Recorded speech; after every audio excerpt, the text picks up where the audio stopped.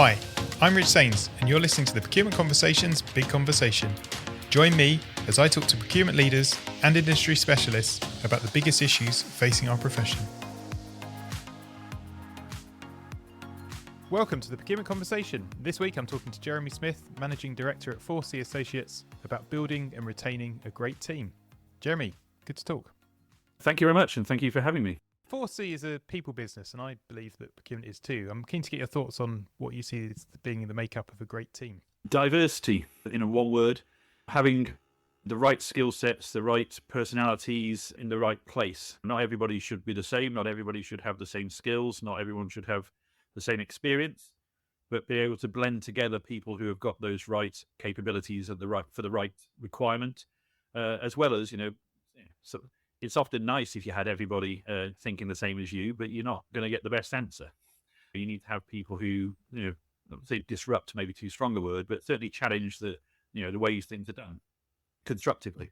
I think, that diversity, because it's good, it's more interesting for the individuals as well. If you have that challenge and that push to, have you thought of doing things that way? And obviously why consultants are brought in by practitioners for that reason, to challenge how they're doing things and other ways of doing things that can make things better. And it's the same in consultancy. People think differently, have different experiences, different capabilities, and it's trying to blend those things together. And that's what I think, like sport, you don't have your goalkeeper up front and your striker in goal. You put the right people in the right place.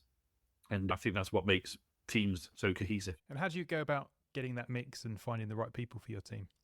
So that can be difficult because there is a skill set piece, which is one of the things that, to be fair, is easier to do, because you can test their skills. You can test, obviously in an interview situation, it's harder. You can get to the nub of that. Then there's the personality, and it's very important at 4C that we have that style. One of the things we try to differentiate ourselves on is that we're, people who like a challenge, that we're low maintenance when it comes to how we engage with the clients, that, that we roll our sleeves up and get our hands dirty and help influence that change. And to do that, it is slightly different than your classic strategy consultancies or your big four. It's a different approach. So testing that piece is often, because you have to have that technical capability and you have to have that personality and fit to thrive in the way that 4C goes about its project. We look in different places is probably the answer. If we want a very good category manager, which obviously we have the need of many, then we can do that quite well. But we also go to the big four and take some of their graduates, because they're very good at training graduates into how they do consultancy. That sort of sheep-dip process, they're fantastic at it. But sometimes they get a bit frustrated in their processes because they don't expose them to clients as much or as quickly as we do in the sort of boutique market. So we often go and say, we'll get the consultants from there, and then we'll teach them procurement afterwards. And that gives us that blend as well. And we do try and mix our teams a bit differently from our competitors, in that, yes, if you want a lot of people who know procurement, we can give you a lot of people who know procurement. But usually they want people who can affect change in the procurement or supply chain or operations area. So we blend our teams from people who really know procurement, got lots of experience, done it in many sectors, in many categories, in many areas, with people who can affect change. Because sometimes the perfect blend of a change agent with a lot of procurement background, they don't tend to exist. Of course they do, they're rare. So we try and blend our teams so that you get the best of both worlds, that ability to do proper consultancy, which, as I say, we train our team. The big four, they're a machine at training people in doing that. And then not just the big four, strat houses as well. And then we have our own routes of procurement people with the capabilities, as well as we're quite diverse in where we recruit from now. We have direct from school hires. We've got our apprentice day next week. We have interns. We have graduate recruitment. But we're also trying to, again, be more diverse, because if you go to a certain universities consistently, yes, you build a good relationship, but you also are going to get people who are that demographic of that university, which is not always ideal. Now, you can't spread your net wide and go to every university either. So we have to try and balance that as well, because, personal opinion here, but when I joined consultancy, having a degree was vital. Probably we're being pushed to get MBAs at the time. Now I don't see that at all. Do you really need a degree? Degrees are absolutely useful, absolutely 100%. I've got two of them, right? So I'm not going to throw them out. But is it that important now? I don't think so. I think people is important, and that ability to connect with people. And you don't have to go to university to get that. Okay, yeah, that's an interesting perspective. And so, when you go into the graduates and do the graduate days, do you find that they have an understanding of procurement, or is it you're speaking to them the first time about it? More the latter, I'm afraid. I would say the last 10 years, it's got more known. It is more common that they know what it is. When I first started at 4C, which was about 13 years ago now, I don't think many were coming in. We hire quite a lot of economics graduates. We find that they are the ones, went for the graduate hires, they are the ones who have more of a rounded understanding of what procurement is. But genuinely, I was, interviewing people who had just Googled it that morning. They're honest enough to say that. And I didn't hold that against them because that was the situation at the time. Now, yes, there are courses. Yes, it's known. Yes, it's in business and management degrees. It is known, but it's still not, I wouldn't say it's common. Okay. And obviously doing what you're doing is really vital, but how do you think we can get more young people into, and people from outside the profession into procurement? And do you think as well that we've got a bit of a brand problem we need to fix, or do you think it is just that people don't really understand what it is? No, I don't think we do have a brand problem. I think, pre-COVID, and I think COVID was good for the exposure of what procurement can bring to organizations. I think we were integral to companies operating. Yes, we got some bad press as a function for some of the things that happened in PPE, but that wasn't procurement's fault. That was an event that required immediate response. And was it done as well as it could have been? Probably not. But was it done for the right reasons? Ignoring some of the things that politicians were up to, then yes, it was done for the right reasons. But it got our profile as procurement out there. And then within the private sector at the time, the panic of, right, where are my goods? What's happening? What's my supply chain? How stable is it? Who's gone under? Who needs cash? Who's got the stock? It showed that we are actually at the center of these business flows. We may not have been shouting enough about the importance we have, and sometimes I'm sure we overdo our own importance, don't get me wrong, but I think people have realised actually procurement's quite important. And going back to the people piece of our topic, they are the glue that holds together legal, operations, finance, and all the other sort of stakeholders, supply chain, whoever it might be in whatever sector you're in. They are the people who sit at the middle of that. And sometimes I think that's fantastic. And sometimes I think we can probably be taken a little bit for granted because of that.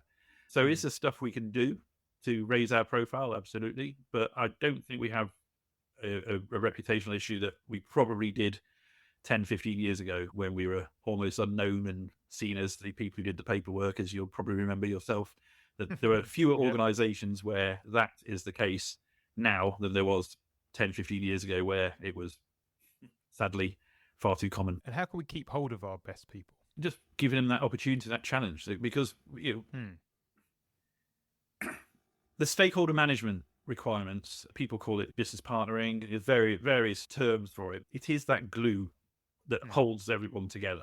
And sometimes it's a more senior influential role. Sometimes it's more actually, we are just the facilitator to a team of people who are doing it. Both are right, just depends on the circumstance. But giving people that challenge, expose the relationships that are there, because you get to understand sometimes a lot about legal. You get to understand a lot about supply chain and the trucks and sheds and how they're moving it around, and the ordering, the frequencies, and just-in-time processes and specifications. You'll speak to a lot of procurement people who know quite a lot about a thing that they never thought they were ever going to know about because they've been involved deep in a project, and it's fantastic. And I think that constant, for me, and hopefully my team, that constant change and newness of the things that you can get involved with, I think that's how you can retain people, because my demographic is completely different from Gen Z or the millennial generation at the moment. The things that people want, a steady job, that's not as priority. It is for me. It's not as much of a priority for Gen Z or the millennial generation. They're more interested in leaving a lasting, sustainable impact on the job or planet Earth. And that's great. That is absolutely fantastic. So we are trying to position ourselves, because we're a very proud B Corp. We're trying to position ourselves as giving sustainable impact, is what we call it, on every project. Sometimes it's very clear, very tangible. Taking plastics out of a retail supply chain, very obvious the sustainable impact we're making there. A lot of the work in public sector influencing UK PLC, it's influencing our lives in a day-to-day basis. not in an obvious way, but absolutely is. Hmm. There are other projects where you are honestly scraping around a little bit for the impacts beyond making somebody a bit more profitable. It's still tangible impact for people because it retains jobs, it retains livelihoods, it helps that client. When it helps the shareholders get a little bit richer, it's not quite so overwhelming and it's harder to justify, but sometimes that's what clients want.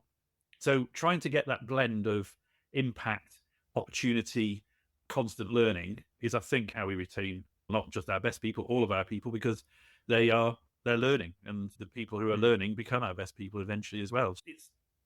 It sounds a bit cliched, but it is given them the opportunity. It really does. I think it gives them a reason to go to work in the morning, as opposed to, great, I've got to go negotiate with a supplier today. That's not always enough to get people jumping out of bed in the morning rather than rolling out of bed.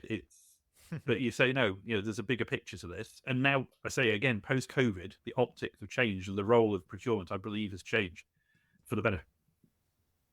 Definitely.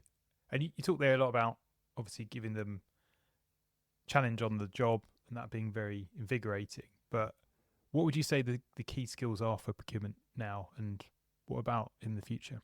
It's actually, I do believe that procurement and consultancy are actually very aligned in that the role, because they say that glue I've been mentioning in between, it's listening, it's understanding, and quickly understanding. You know what it's like. You've been in these situations where you've got one of your stakeholders saying, I want to make this cheaper, and your other stakeholder saying, I want the best possible thing ever. That's the cliched example again of the procurement contradiction.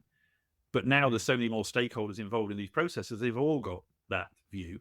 And it's listening and hearing, okay, what is a need and what is a want? And again, a cliche, I know, but it's true. Playing it back to people so that they actually understand that we as procurement, I am listening to what you're saying. I am understanding it, but I'm also listening to what they're saying. And that's what a good consultant does. They listen and they ask questions. Does a good consultant know more than the person they are helping? Not always, but they might have a different way of approaching the problem. And that's how a consultant and a practitioner can come together to give 1 + 1 = 3, because we'll stimulate that conversation, but they may have more category knowledge. That's perfectly fine. People have more experience and have more background. So I think it's that listening is a skill, that understanding and that ability to articulate the change that's required or the situation as it is. I think that is becoming more the prevalent skill than creating competitive tension between buyer and supplier. That's almost a given. Yeah. I guess there is a lot of internal facilitation, isn't there? As you say, it's almost internal negotiation. It can be looking at things more strategically. So is it a make versus buy decision? It doesn't necessarily have to be the sort of traditional sourcing piece, does it? It's that exactly that. It's that facilitation is a broader scope, because again, procurement back in the day was 3 bids and a buy. But now you're quite right. The majority of our work now is more focused on the demand side than the supply side. Re-engineering what the requirement is, and as you say, make buy is one of the. Depending how strategically positioned that particular procurement function is, sometimes you come in far too late to have that conversation. But now they're getting more and more up towards the decision-making origination. And it's, you need to buy that. Should we not actually build our own factory? How many times are we making this? How many times are we needing this? Is this IP integral to what we're doing? Should this be in the supply chain, or should we bring this in? And historically, people have just said, well, I've always done it this way. I've always bought it. And now people are going, oh, yeah. And whether it's still rare that you will completely change it, but it absolutely happens. Absolutely happens. Totally. Vertical integration. There's lots of things that people are getting more and more involved in, and that strategic influence. And you go, have you thought about doing it this way? So they may say, yeah, we have, and no, we don't. But it's more of that challenge, as you say, and that facilitation and internal negotiation. And with stakeholders, what have you found to be the best way to influence them? Help them. Quick wins. I'll use a cliched example of a cost reduction project rather than transformation project, because it's easier to explain the thing. But if we go in there, we've usually been brought in to do a cost reduction project, not by the CPO, but the CFO. And the procurement team can sometimes feel that we've been forced upon them. Why are you here? You don't know anything about my business. We've tried this before, it didn't work. Not always. That is a common thing, that when a consultant's brought in, there's a defensiveness. We're like, no, we're not. I'm sure you've been doing everything as you would have expected. We're here to just say, we've seen this done elsewhere. We've seen it done in your competitors. We've seen it done in your peer group. We've seen it done elsewhere. And these are the things that we did there that were successful. It doesn't necessarily mean they're going to work here, but to get that quick win, to make ourselves useful to them, to be non-threatening, to be collaborative, and to make them look good, those things, and you only have a certain amount of time. If after 3 months you've delivered nothing, but you're still on the journey, quite rightly, that client, the people you work with on the ground are saying, told you so, nothing to see here. And the client, to be fair, going, is this working? So you've got to get those quick wins, however small they are. Get those quick wins and say, look, it's very simple. And we're not blaming you. We're not saying, why do you not do that before? We're just saying, here's a thing that you can do again yourself. And we eventually, it's in our interest to make ourselves redundant, because we don't want people to become dependent on us because we haven't done our job well enough. We've got to be upskilling the team there as well. So that non-threatening way. And sometimes I think us as 4C, we're a little bit too nice at times. Back to our thing about procurement, making ourselves, as important as we probably think we are and should be acknowledged as. We sometimes do that because, I say, our approach is to be, again, a cliche, nice. We want to be, and sometimes the impact we're making, therefore, isn't articulated because we're passing on that benefit to the team. Like, yeah, absolutely. Yeah. The team is now sustainable, but just know that we helped get you here. So we can be a little bit too nice at times and not a bit British about things, too polite. That can be an issue with stakeholders as well, can't it? If you as part of that stakeholder engagement, you want to help your stakeholders to shine and you want to help them to deliver their objectives. But sometimes when it gets presented upwards, it can get a little bit glossed over the role that procurement played in that. Absolutely. And I say I'd sooner that situation than the opposite, which is obviously, us trying to take the credit for absolutely everything, because that's just going to alienate absolutely everybody. But yeah, it can get glossed over. But ultimately, somebody knows somewhere and they'll go on to other organizations, or in a couple of years' time, they'll remember that, they made me look good. And to be honest, that is a consultant's job, make their clients and their stakeholders look good. Yeah. And I'd sooner we're in a situation that sometimes we do slip in, which we're not the big I am. It's the big we are. Yeah. And I'd sooner we were that than the opposite. But sometimes you're like going, bit of recognition, please. Now on to mentorship. Do you think mentorship is an underused concept in procurement? I talk to quite a lot of people, and not often do people have a mentor. Is that something that you've been involved in at all? Yeah, so I try and mentor a few of our team, but when I became MD, they suddenly got a little bit more scared of that. But we do try and have internal mentorship. And I say I absolutely still do. The people who were my line reportees, I've still got 5 or 6 of them for various grades that I still keep in touch with, just to give them that link in. But I have mentor group. So we've just taken on Paul Besford, and he used to be a mentor for one of our staff. So hopefully he's still going to be the mentor for that person. But he was mentoring somebody off the goodness of his own heart, one of our staff, because she went and asked him, and he said, absolutely, I'm more than happy to do that. So it happens quite a bit. And I do agree, it is underutilized. I do think it is better. Of course, we have an internal buddy system at 4C, and we try and detach that from the line management as well, so that you've got that neutrality. But it's not full mentorship. And my personal view is your mentor should be outside the organization, so they can challenge things in the event that we're doing something that's actually hindering someone's growth. Because, of course, that can happen. We don't deliberately do it, but it can happen that, you just get stuck in a project and the circumstance at the time means that, they're taking a bit of a bullet for the team. That independence will say, okay, that's probably the right thing for right now, but just make sure that they're aware that you're doing it. We normally are, but that independence is quite good. No, definitely. Would somebody at Officio want to mentor somebody at 4C? Probably not. But, out in the business, absolutely. And I say, having a consultant get somebody who's practitioner to mentor them, and vice versa, would probably be a good idea as well, because that diversity of thought, again, is key to helping people develop. So yes, that was a long answer saying yes, mentorship is very important, I think, and underutilized. It's common, but underutilized. Yeah. One thing I saw the other day actually was a thing about reverse mentorship. So actually getting more experienced people to have a person earlier on in their journey who's maybe from a diverse background, to share their perspectives on things as well, and the approach. I thought that was quite an interesting idea. I've not heard that personally, but I can absolutely see why that would be useful and interesting to both parties, because you hear about AI having an inherent bias inside it, which you get because if you think that this has been trained on data from the noughties, the world was a completely different place. And going back to my point around my generation versus millennials versus Gen, they have completely different understandings. And I think for everybody to be aware of why people have different thoughts and rationale is very important. I hadn't heard of that. I might go and look into it now you've said. Yeah. You mentioned there about AI. How important do you think AI will be to procurement? So ultimately, very. However, at the moment, I think I remember talking to you about 6 months ago on a similar topic at an event, and we got very excited like everyone did last year. We did a whole piece of work around understanding it, testing it, which one should we use, which ones should we be careful of, and did all of that. Found out that most clients are a bit wary about their data going into these things for absolutely the right reason. There is one which you can do that safely in with and still get the full benefit of AI.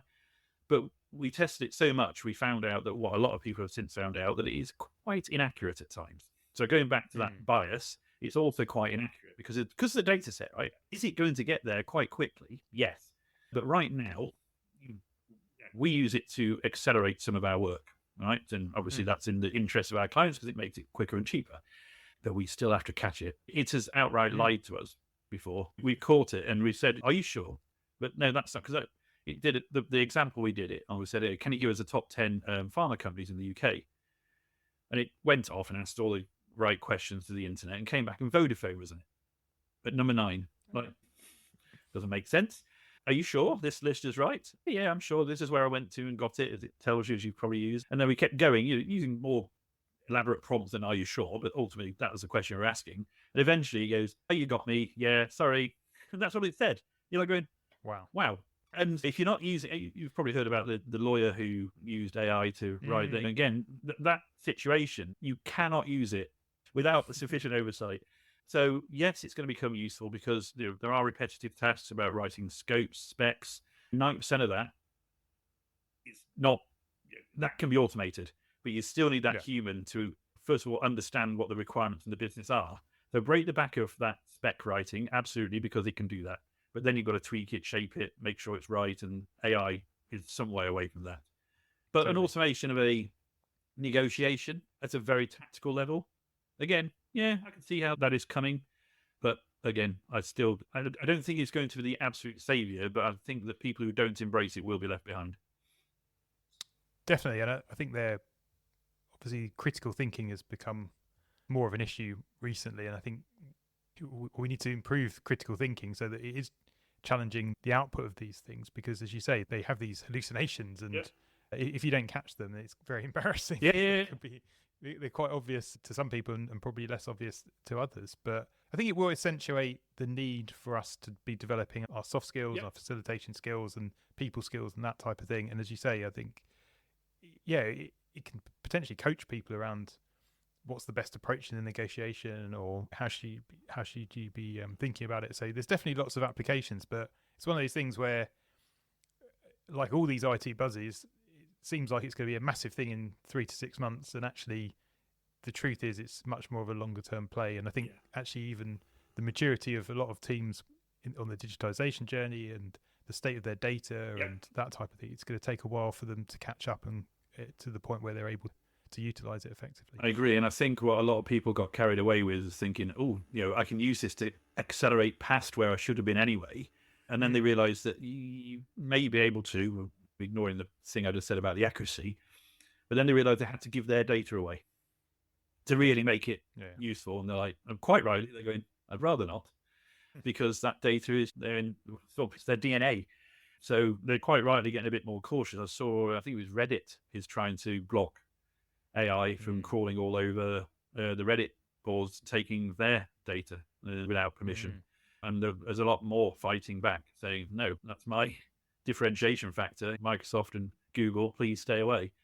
So we've got to embrace it. There's an absolute utility to it. It's probably further away than we thought, but there are definite things. And I say it goes back to that point you just said there, and where we started, that the role of procurement is changing. It's that people, softer skills, facilitation, as opposed to going away and just pulling together a good tender document.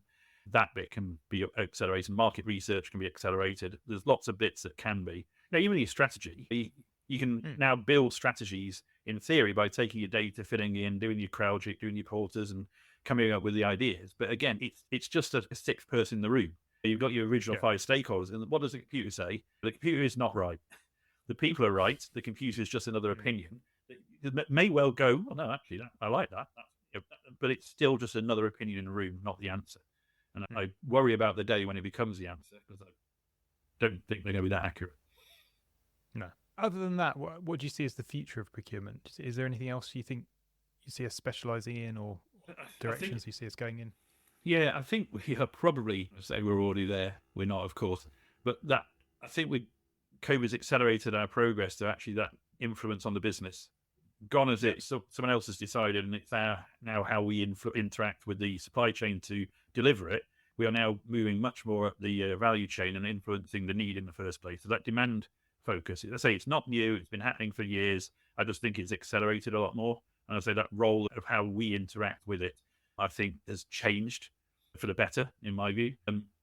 Digitisation is going to have a big impact, of course, and people are changing that. That's what we're seeing, but maybe it's because we're not aiming at the FTSE 50. The sort of FTSE 100 to 250 is more our market. We do the FTSE 100, of course, but we're more in the sort of 100 to 250. They're moving away from bigger ERP. It's no longer SAP is the answer. SAP might be the backbone, but then there's a lot more best of breed that fit in amongst it that they're pulling in. And that seems to be changing from, say, 5-10 years ago, when everyone was trying to have a single solution, a single suite. So I think that approach is changing how procurement can then give more insight, because SAP is not the all-encompassing answer, and people have realized where it's got strengths and where it's got weaknesses.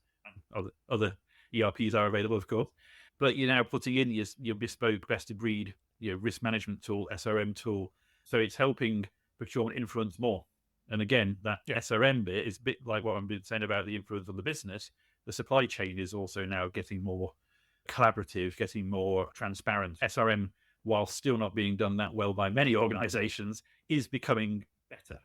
And what I see will happen is that procurement's influence will go further and further down the supply chain. Because say COVID showed us that you may have a very strong tier 1 supplier, but at tier 3, there's a supplier that is not financially stable, and your tier 1 supplier sat with all the cash. They've got the innovation, but no cash. They go pop. Your tier 1 falls over as well. And that's been exposed. And I think I have a lot of these conversations with clients. They absolutely agree with me in what I'm saying, but it's still in the not yet too many other fires to fight. We'll worry about that later bracket. And I get they're right. There are other fires to fight, but I think that is the thing that's looming in the future, is that stability of the supply chains, and procurement. To have a real, genuinely resilient and robust supply chain, you've got to get further and more hands-on involved than just saying, I've got the right step-in rights of my contract, which is a fallback plan at best. But that's where I think we're going. We've already gone up the value chain, influencing business more. Yes, there's more we can do. We're getting better at digital because we get more specific, and then we're hopefully going further down the supply chain to make them genuinely resilient, as opposed to we've got a business continuity plan. And keeping up with the day job as well, so there's a lot to do. Yeah, and this is one of the balances, I think, because there's a lot to do, and that's why a lot of the clients are pushing back, saying we've got quite a lot on as well right now. Have we got time to do that? I get that. I completely get that. But there's things that, and this maybe goes back to our AI conversation, there are things that can be taken away, automated, to give people back time, which is where the digitisation piece comes back again. So it's finding those tools, those niche tools, because SAP, Oracle, whoever, can't take away a lot of it. In fact, they can create work. But there are tools that can take away and automate bits that are part of BAU, and allowing procurement then, back to where we started, to influence the more strategic and the more relationship-based stuff than raising POs and checking purchase orders, requisitions. So definitely, yeah. I've seen where digitisation is done wrong, it can knock the maturity of procurement back into that process admin approvals function. I guess that's one thing we've got real watch out for everyone, is to make sure that you're doing digitisation in a way that supports that journey to a more strategic future rather than drags us back into that. Absolutely. I see that a lot. sadly. That procurement teams that used to be absolutely the right size from the sort of traditional benchmarks of how many people you need for how many pounds to spend or number of suppliers, all of a sudden they've put in some digitisation, which was meant to make things more transparent and accurate, and it's actually created admin. And the procurement team are suddenly snowed under with that. They're unable to strategically influence, and the business starts treating them as administration rather than a partner. So yeah, you're quite right. So now, what are 4C up to, and where can people find you if they want to talk to you? Just reach out to me on LinkedIn. What are we up to? We're in a very good place at the moment, which is nice to say. We used last year to mobilise in the Netherlands. That is going well. The team is growing, almost double figures over there now, which is, considering we only started in October last year, that's a pretty good place to be. We've got an office in Romania now, a nearshore centre to help service clients. We have started out in FS as a sector last year, which is growing momentum rapidly at the moment. Andy is snowed under with bids, which is a lovely place to be. I'm sure he's not appreciating it this week, but he will soon.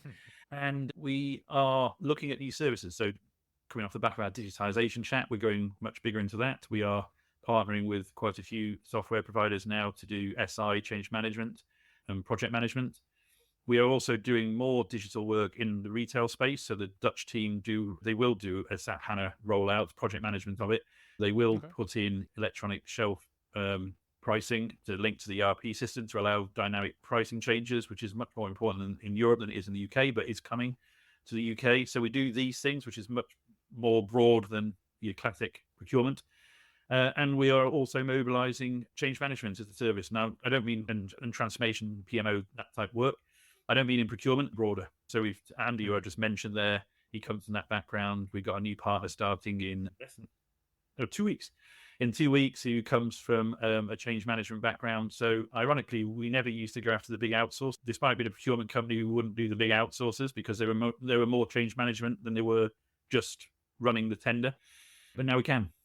So we're going much bigger into that space and going back to how do we keep high performers, giving them new skills to learn. So some of them are very excited by this change management, very excited by digital.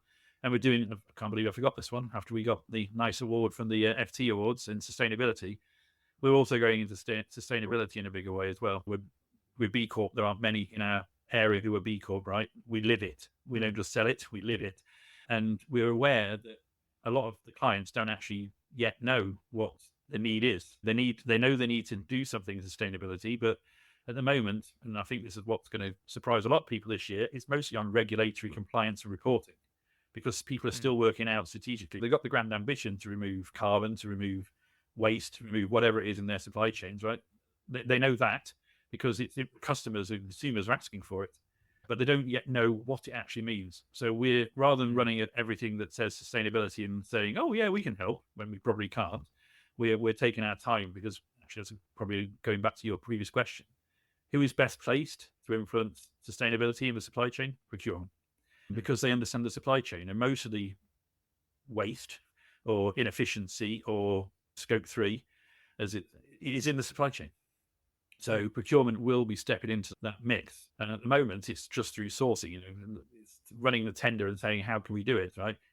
Eventually, we'll go into, when SRM is more mature, it will be done collaboratively with the suppliers to re-engineer everything. Some people are already doing it, don't get me wrong, that's already happening. But a lot are still saying, they'll put in as a criteria in a tender and saying, will you commit to reduce X by X%? And they'll say yes. Does it then get contract managed? Not so much. And you can see a lot of people rowing back on their 2030 claims already, which is not a surprise. I've seen that. Yeah. They were just, it was unrealistic. I mean, it's well-meaning. I say I'm not throwing mud at them. It's better to say that and myth than not say it at all. Yeah, it's not as easy, and people are realizing that. So again, that's another thing that we're getting very heavily involved in, and we're working a lot of clients in sustainability, which annoyingly, we're just not telling people about it. Again, we're far too British at times. Thankfully for the FT, they knew about it, which was good.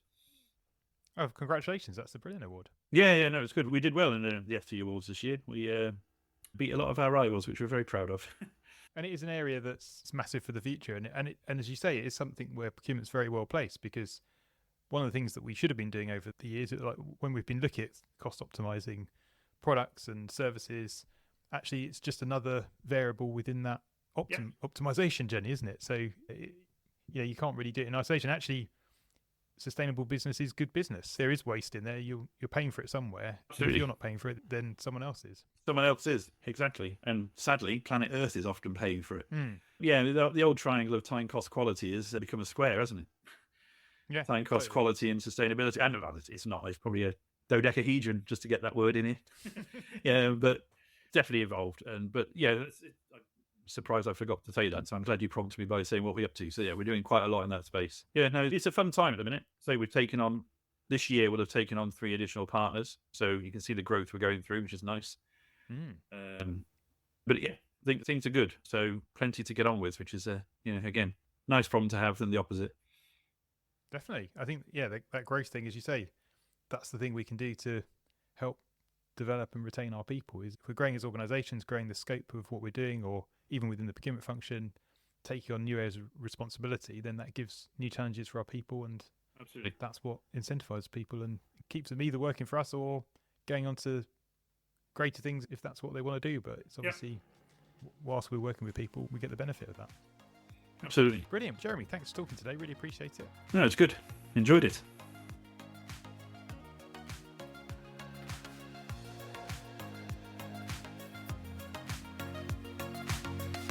Thanks for listening. Do like and share and subscribe to hear the next procurement conversation.